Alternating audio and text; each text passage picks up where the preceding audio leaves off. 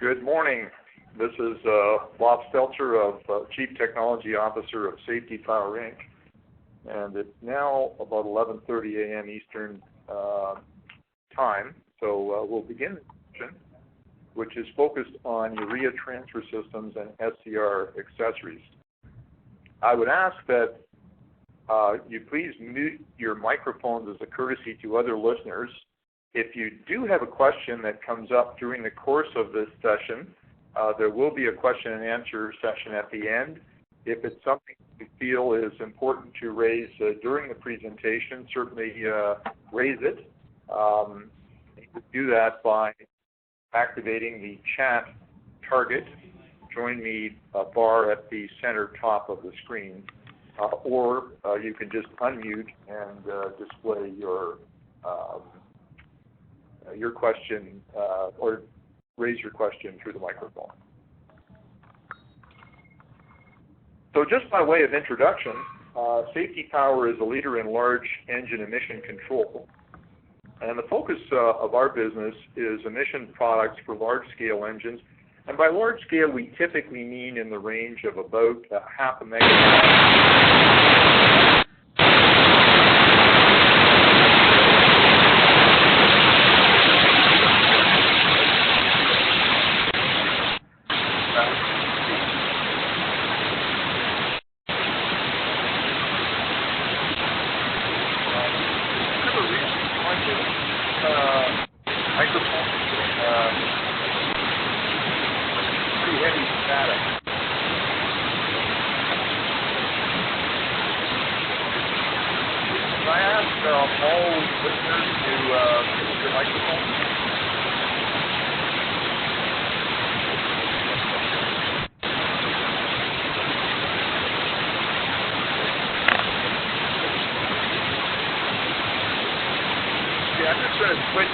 To a different audio platform here to try to minimize this.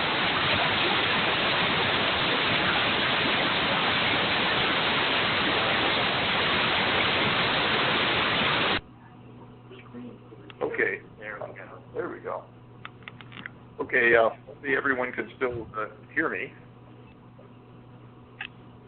All right, very good. Not sure what caused that feedback. In any case, the focus of our business is emissions products for large-scale engines used in the following applications: data centers, financial institutions, hospitals, combined heat and power, industrial applications, and municipal infrastructure. And as a company, we've got extensive experience with selective catalytic reduction.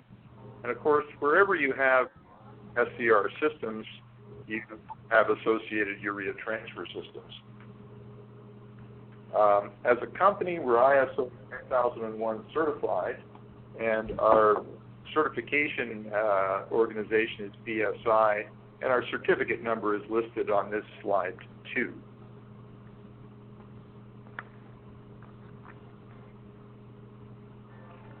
We're just going to the next slide.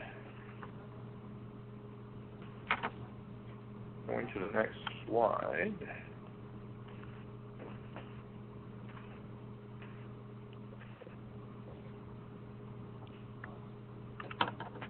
There we go. May take a while for those updates. The next slide basically shows some sample installations. This is looking at various SCR systems that we've done over the years. There's over 100 installations that we've done. One that I'll spend a little bit of time on perhaps is the top center panel. That's an installation we just recently completed, if you can see my cursor, for Ford Motor Company. And that's 4 units, each 2.5 megawatts, that are providing emissions control at their facility. But we've done numerous other facilities for combined heat and power, which of course are prime power type applications, as well as emergency standby power applications, as well as hybrid applications, diesel engines, which are used intermittently for either emergency purposes and occasionally for peaking power types of installations. So before we get into urea transfer systems and the accessories associated with SCR, just a brief overview on this slide 4, which shows the basic SCR technology principle. So we can see that on the left-hand side, if you can see my cursor, exhaust gas, which is has an abundance of NOx in it, NOx being NO typically, and NO2 are the primary constituents of NOx coming from engines. And that exhaust gas then enters a mixing zone of a reactor where it's combined with a reductant that would be injected. The focus of our presentation here is going to be on urea, which is the most common reductant, but I will talk also about some of the other reductants that can be used to reduce the NOx. And that urea which is injected ultimately will then hydrolyze into ammonia. I'll talk a little bit more about that later. And then the combined mixed exhaust gas together with the injected urea, which becomes ammonia, will then combine over a catalyst in a reactor, and that combination will then result in the reduction of NOx into its constituent parts of harmless nitrogen and water vapor. And what we've shown here on this slide is one of the most common reactions which takes place, this being one for NO, which is usually the most prevalent of the NOx constituents, and basically shows how that chemical reaction takes place. But there's actually about 8 major chemical reactions which take place in the SCR process, so this just happens to be one example that I've shown here. Now, the actual urea injection is done by a control and dosing panel, which is shown as a CP100 control and dosing panel. And that dosing panel has several inputs to it, one of which, shown in green on this slide 4, is an air compressor. We'll talk a little bit about that later. And in addition, it needs a urea supply, which is shown in the yellow box. Now, right beside that yellow box, you can see the formula for urea is listed, CH4N2O, and I've restated that formula as CONH2 times 2.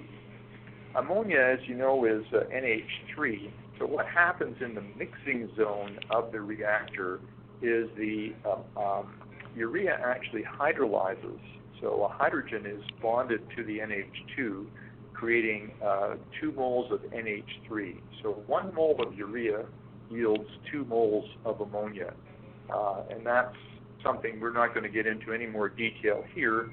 We do have a SCR technology webinar that would spend some time on that. But basically, that's the overall intent of this slide, is basically to show that the urea supply is needed, and that ultimately the urea inside the mixing zone is going to become ammonia, which is really what we need for the catalyst.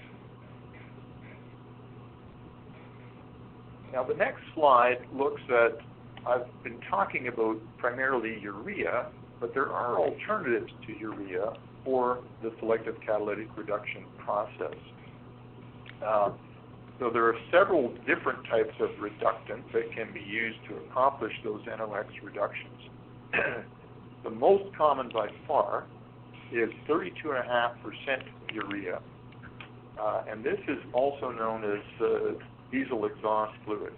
It's readily available in many package formats from many distributors, so at any truck stop there would be so-called diesel exhaust fluid available. And that diesel exhaust fluid is 32.5% by weight of urea mixed in a deionized water solution. Another common, but not quite as common, concentration for urea is 40%. 40% urea is usually used for prime power applications, and the reason it's typically used in place of 32.5% is because a lower volume is required because of the higher concentration, i.e. there's just more urea for each liter present in the solution. So as a result, the tank sizes can be somewhat smaller if 40% urea is used. Another format of reductant is aqueous ammonia. So aqueous ammonia is typically available in concentrations from 19 to 29% by weight in water. It's usually stored in a sealed pressure vessel to avoid ammonia vapor release because, of course, ammonia vapor is fairly hazardous, and as a result, we want to contain it. If it's not in a pressure vessel, it needs to be kept cool to minimize the ammonia vapor releases. And finally, another reductant type is anhydrous ammonia. This is highly toxic. It's typically greater than 99% pure ammonia, and it's really only suitable for facilities that have the appropriate permits and trained personnel. Examples of those facilities would be those that have large refrigerant compressors. So urea-based SCR systems are usually the best choice for most installations because it's readily available, it's a safe material, and has low operational costs. But in some cases, these other reductants can be used. So slide 6 now shows the classification for urea and anhydrous ammonia. And you can see that if we look at the, so on the left-hand column, we have the classifications for urea, and then the right-hand column shows the classifications for ammonia.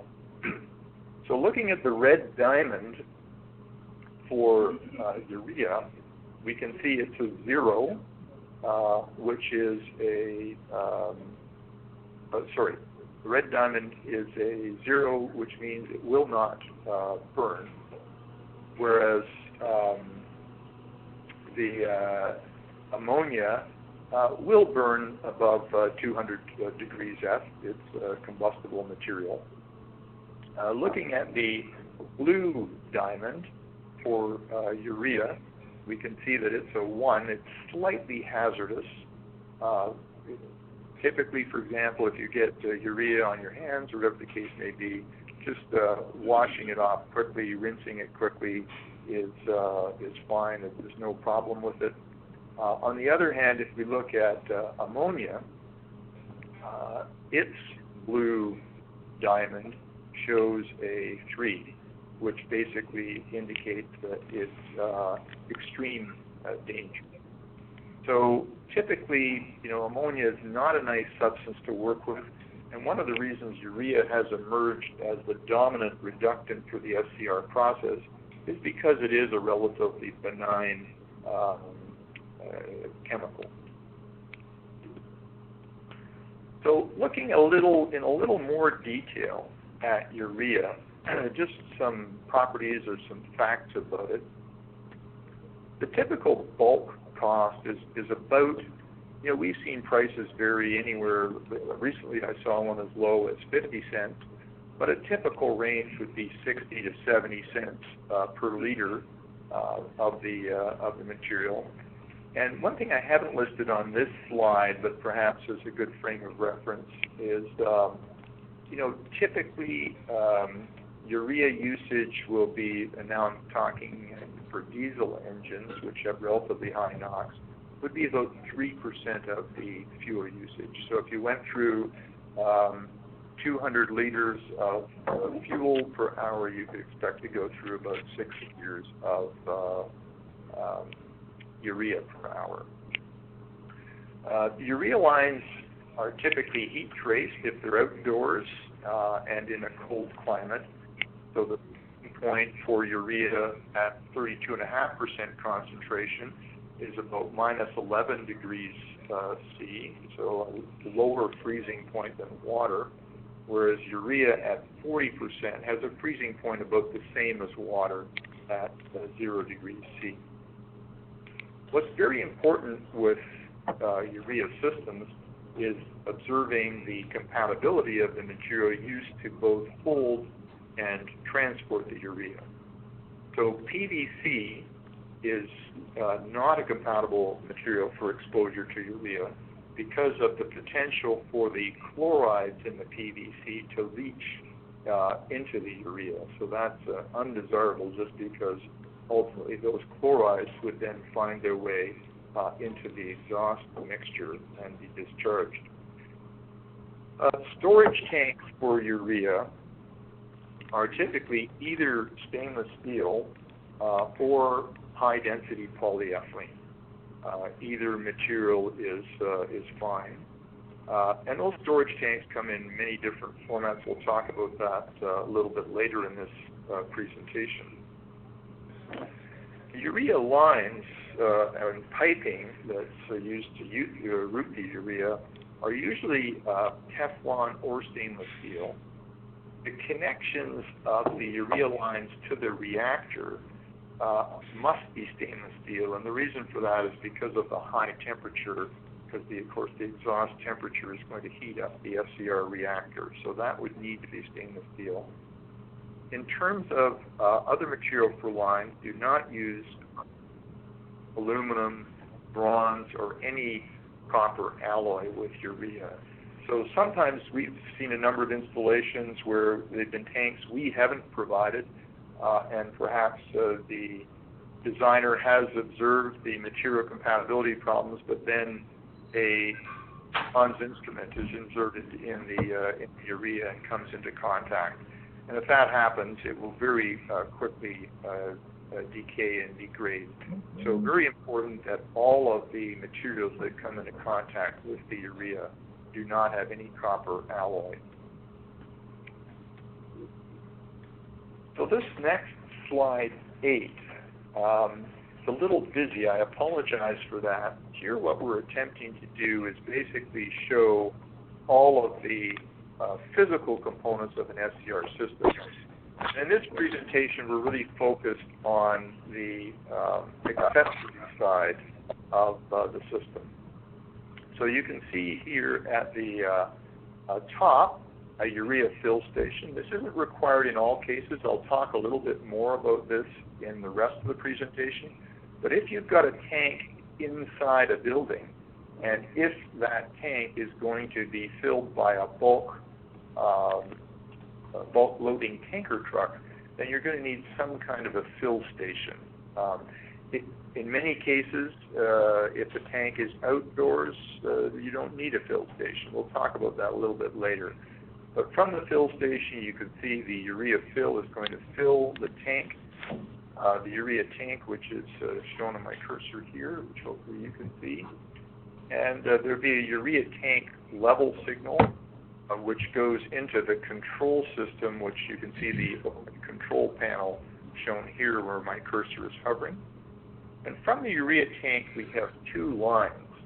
A green line, which provides the urea supply to the control and dosing panel, and a red line, which provides the urea return. So the urea is kind of circulating, and the control and dosing panel is then extracting the required urea to actually inject into the SCR.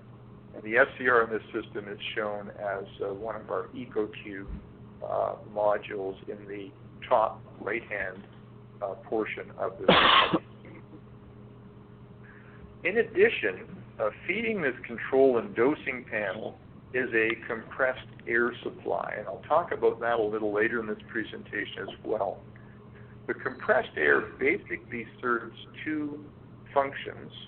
One is it atomizes the injected urea, which is going to be injected into the mixing duct portion of the SCR. And the second function is it provides a purge. So once the system shuts down, we want to purge the urea lines with air, and that compressed air serves that particular function. So there's a bunch of other sensors, connections which are shown here. I'm not going to talk about those. The only perhaps other one is to show in this orange colored line, which runs from the control and dosing panel to the SCR EcoCube, that is where the urea would then be injected into the EcoCube SCR system. So that's sort of an overview of some of the hardware and the accessories that support the SCR system. So just to give you a feeling for the control and dosing panels, what they look like, this is an example of a project where there are four fairly large engines, and here you can see the control and dosing panels. So inside these panels are both the control logic as well as the injection pump, which is used to meter and inject the required amount of urea into the reactors. And you can see those are not big panels. They're connected to fairly big engines, but they're 30-inch by 30-inch by 8-inch deep panels built for these particular engines. So let's look at some urea transfer system types. So a urea transfer system requires the following components. Of course, we need a tank for the urea, and as previously mentioned, that tank could be a high-density polyethylene or stainless steel, and if it's outdoors, it's going to require insulation and a heater. And again, these are not expensive items typically, especially if they're HDPE. The heaters are relatively low-cost immersion heaters that usually have a little dial thermostat right on the immersion heater. Very simple devices, very robust, and insulation also is typically fairly straightforward. The tanks themselves, it can vary depending upon the site requirements. They might be single walls, or they might be doubled walls in more sophisticated installations with an interstitial monitor to look for leaks. That's less common, I would say. Most common is just a single wall tank. As I mentioned before, it may be a requirement if the tank is indoors and if it's going to be filled by a bulk tanker, then there would be a Urea Fil Station that would be required to make it easy to be able to fill the tank from the bulk tanker. We need a method to ensure that the control and dosing panel receives urea. So the control and dosing panel, also called the CP100 panel, it does have an internal injection pump, which is capable of generating an 8-foot suction head. So provided there's not more than 8 feet of elevation difference between the CP100 panel and the urea tank, a urea transfer system isn't required. Okay, just ask someone to mute their microphone. We're getting a little bit of audio feedback from the connection there. I apologize because we've got a lot of people on this call, so it can be difficult for everyone to just do the mute, but thank you for muting. So just getting back to that point, that's relatively an important point. So the urea transfer system may not even be required, provided we are within that 8 feet of suction head. And usually, for example, if it's an enclosure-mounted genset, we normally locate the control and dosing panel pretty close to the tank. And usually a transfer system isn't needed because the control and dosing panel would be at sort of human height, and then the tank is mounted typically on grate, usually on a concrete pad. So in that case, no transfer system is needed. The injection pump within the panel will generate the required suction. However, if that's not the case, if, for example, the tank is located on a lower level than the CP100 panel, then a urea transfer system will be required. And there are basically two versions. I'll talk about this in subsequent slides, either simplex, i.e. a single pump, or duplex. And the reason we use one or the other is if it's for a single SCR, we would typically just use a simplex urea transfer system. But if it's a multiple SCR installation, then we usually would use a duplex transfer pump system with a failover panel. And again, this may sound like a lot of complexity, but these are all prepackaged items. They're fairly low cost, and it really depends upon the system configuration. So, as I mentioned before, we've got a fair bit of experience with these SCR systems and their associated urea supply. Usually, I would say from a specification standpoint, the urea supply system is part and parcel of the SCR scope of supply, and that in turn is usually part of the engine scope of supply. And so we have a complete offering of the fill stations, urea tanks, simplex and duplex systems that we've just talked about. Now, this next slide, 11, is emphasizing something we talked about in words on the previous slide. So here you can see in the graphic, there's a urea tank, and you can see that on the left-hand side of this graphic, we're showing the suction head to the panel. So in this particular case, we're within 8 feet, the suction head is within 8 feet of the control and dosing panel, and so there's no need for a urea transfer system between the tank and the panel. On the next slide, slide 12, here we can see that if you look again on the left-hand side, this is just an example. The suction head here is about 80 feet. And with that kind of suction head, we're going to need a urea transfer system pump. And since we only have a single EcoCube SCR here, basically a simplex pump system would do the job. And these, again, these are fairly simple, low-cost pumps. And we've had a number of installations, especially where, let's say the tanks are much lower, perhaps in the basement of a tall building, the SCRs at the top of the building. So we've had many installations where we've had to go up, 100 to 200 feet, and there's no problem getting a pump which can provide that level of discharge pressure.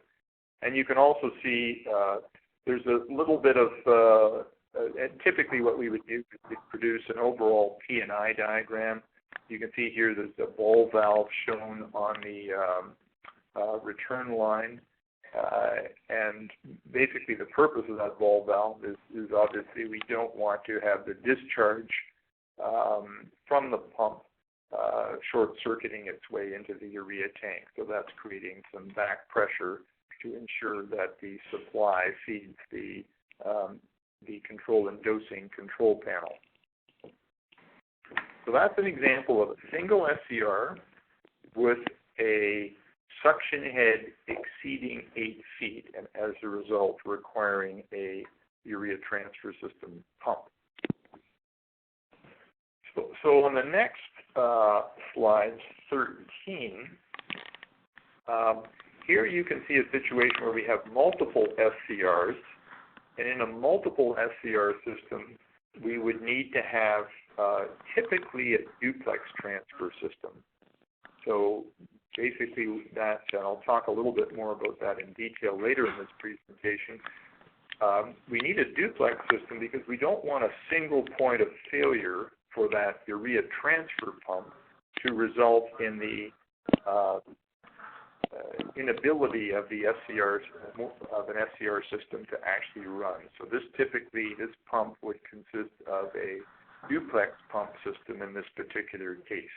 And there would be failover logic. Again, there's a prepackaged panel that we offer that basically has a little PLC in it and will accomplish the failover should one of those pumps fail to the standby pump. So on slide 14, we can see a Urea Fil Station. And as I mentioned before, this would be required when the urea tank is in the building and it's filled by a bulk tanker. And you can see in this picture, the open door, there's a cam lock connector in here, which typically this would mate with the bulk tanker, so we generally know what the bulk tanker hoses are, and so the cam lock would be appropriately sized. The panel is made of stainless steel, and is obviously it should be lockable because we have had these installations in public spaces where the public could get by. So clearly, it should generally be lockable even if it's not in a public space.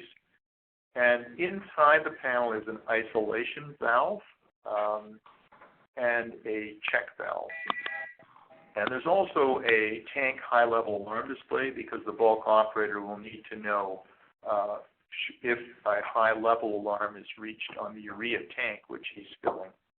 And there's also a set of OSHA-compliant operating instructional anechoids for the bulk tank operator. So that's a prepackaged item that would be appropriate for indoor tanks that are bulk filled. In terms of examples of urea tanks, slide 15 shows a very simple example. This is one which is, as an example, was outdoor mounted. So you can see it's got clad insulation. You can see the little temperature controller, thermostatically controlled immersion heater there. There's an ultrasonic level sensor on this, which is then wired back to the control and dosing panel. And, of course, a breather vent on the tank. Here's another example, slide 16, very simple. This is an indoor tank. So this one did have a fill station. And this indoor tank was basically, you can see it's a simple HDPE tank with the ultrasonic level sensor on the top. It's not insulated because it is indoors and has, of course, a breather vent on it. There was no need for a transfer pump here because we are within 8 feet of suction head for the control and dosing panel, which is shown in the picture. So another example of a urea tank, we're seeing these, this is quite common. So while the tanks, especially if they're HDPE, can be fairly inexpensive, the absolute lowest expense is to go with the urea tote. And so this is an example of a project that we did. You can see they have 2 urea totes. So the totes are very low cost. They typically hold 1,100 liters. They're supplied by the urea supplier, and typically through a low-cost deposit. So you pay a deposit to the urea supplier because you're keeping his tote, and makes things very simple here. In this case, you can see 2 totes, so you just seesaw between the totes and drain from one, and then you can fill in a new one without interrupting the supply of urea to the SCR. This particular installation is running a prime power, combined heat and power type of installation. So very simple. Of course, there's no insulation shown on, or heaters shown on these totes because they're indoor, but you can get off-the-shelf jacket heaters for these totes that are very inexpensive. So it is possible to mount them outdoors also. So slide 18 shows basically bulk tankers, and there are many national suppliers of urea. Obviously, bulk tankers would be appropriate for prime power applications, especially for larger engines where one may be going through a fair bit of urea. And these urea suppliers have many different packaging offerings, whether it's the bulk tank truck, the totes we talked about, drums, pails, cans. So the stuff is very readily available. If you're getting from a bulk tank, getting that 40% urea I talked about is no problem. It's readily available. So slide 19 shows an example of a urea transfer system. You did see one previously in the picture I showed you of the two totes at the combined heat and power project we looked at earlier. This picture is showing a duplex pump panel. That's why some of the buttons are replicated. You can see in columns down the panel. And inside there is a little shoebox PLC.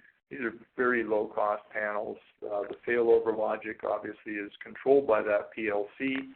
And you switch to select. You can see on the panel there's a little selector switch at the bottom of the left-hand column of buttons.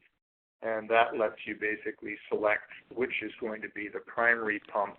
And then, of course, the PLC would fail over to the secondary should there be a pump problem. In this particular case, the pumps are external to the panel, so there's a small little skid-mounted panel arrangement, very small, typically, even where we've got quite high heads that we have to realize. That the footprint of that pump skid might be of the order of about 20 inches wide by about 36 inches long, quite small. If it's a simplex panel, then often we'll just put the pump right in the panel. It's extremely simple for a contractor to mount and doesn't consume any floor space. If the area of urea transfer systems is of interest to you, especially for those of you that are working on larger multiple SCR installations where usually you would have a duplex pump transfer system, you might look at an article that we did in Powerline magazine in 2013. And the link to that is shown on this slide here. If you just go to our website at www.safetypower.ca or www.safetypowerinc.com, and you go to the news area, you'll see this white paper listed as one of the news items. So that may be interesting to those of you who are dealing with multiple SCR systems. Now, slide 20 looks at a typical air compressor, nothing too dramatic here. As I mentioned before, the air compressor, and often if it's in a building, if it's a process installation like a combined heat and power, we'll just use the air supply which is provided within the building. The air serves two functions, as I mentioned before. It's used to either atomize the urea which is being sprayed into the mixing duct of the SCR system, or it's used to purge urea from the lines at the end of the engine's operating cycle. Typically per SCR we need about 10 CFM of air at 80 PSI. And that's a very, very generous allocation, that we've put in a safety factor there. So those of you who are consulting engineers listening to this, the 10 CFM is more than enough for each SCR. So obviously if you had multiple SCRs, you would have to, 5 SCRs would then need 50 CFM. The air should be clean and dry. And depending on location, that may require one of these nice little pre-packaged refrigerant dryers. Another point that we've run into, compressors, many of the SCR systems that we've done, I would say more than half of them, are for gen sets which are in enclosures. And inside an enclosure, of course, there's very little space, and what space there is hugely precious. So often what we'll use is dual redundant miniature compressors, and these have the huge benefit that they can be wall mounted and so save floor space where the situation is tight. And when we use those dual redundant miniature compressors, again, we have little PLC logic that basically controls those compressors in the event of one failing. Obviously, the other one will take over, etc. So there's a number of options that exist for compressors. For large SCR installations where you've got multiple SCRs, then again, we would typically use, this is showing a simplex compressor, but one would typically use a duplex compressor with a failover logic. So that's basically the presentation looking at accessories, and just a quick summary, really talking about some of our capabilities. I'm not going to go through this in any great detail, just to suggest that some of you may have some detailed questions. You're certainly most welcome to engage. As I've got some contact information at the end of this presentation, but we're more than happy to help with any engineering and technical support that you may need for this aspect of SCR systems. There's also some kind of interesting videos you may want to look at. These relate to our EcoCube product. If you want to see how it's made, there's a time-lapse video showing basically how the EcoCube is made, taken at our manufacturing facility. So that's about a 2-minute video you may find interesting. And there's several other videos that you may find interesting that, for example, show how the connections are actually made to the reactor for the air and the urea connections. So that may be useful for those of you that are consulting engineers. And here's some of the contact information. Randy Sadler is based, he's our Vice President of Sales. He's in the San Jose area, so in Pacific Standard Time. His contact information is listed there. And Dave Stelter is our Senior Sales and Marketing Engineer. His contact information is listed there. He's on the East Coast side. So depending upon what time zone you're in, one or the other of these folks may be more convenient for you to access. So that really concludes this presentation. I hope you found it instructive, and I'd certainly be prepared to address any questions that you may have. So I'll just open it up to the floor for questions at this point in time.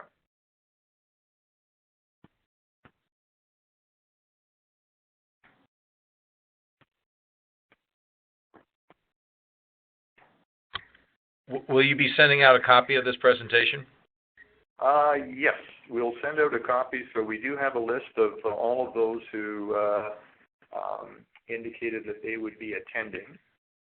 So okay. If you didn't tell us you were attending, if you could send an email to david.stelter@safetypowerinc.com as shown on the slide here, he'll be happy to send you a copy of the presentation. Okay, thanks. No problem. Any other questions or concerns? How far away can the dosing panel be from the SCR? Pretty far. So really, it's more the elevation. So the drawings that we have say 75 feet typically. But I would say probably what's of more concern is really the elevation difference. So the standard answer to your question is 75 feet, but I would say that we could certainly accommodate much greater distances. That's pretty conservative. Does that answer your question? Yes, it does. Okay, thank you. Any other questions or comments?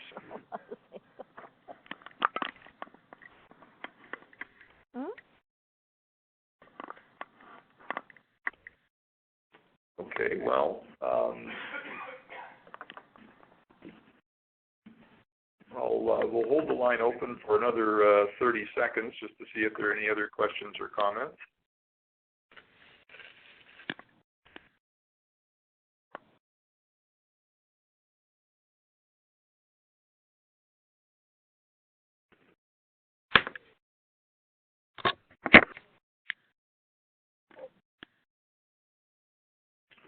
Okay, well, hearing no further questions or comments, I'd like to thank everyone for their attendance. And again, as I mentioned, please feel free to contact us if you have any more detailed questions about the items in this presentation. Thank you again. Signing off. Bye-bye.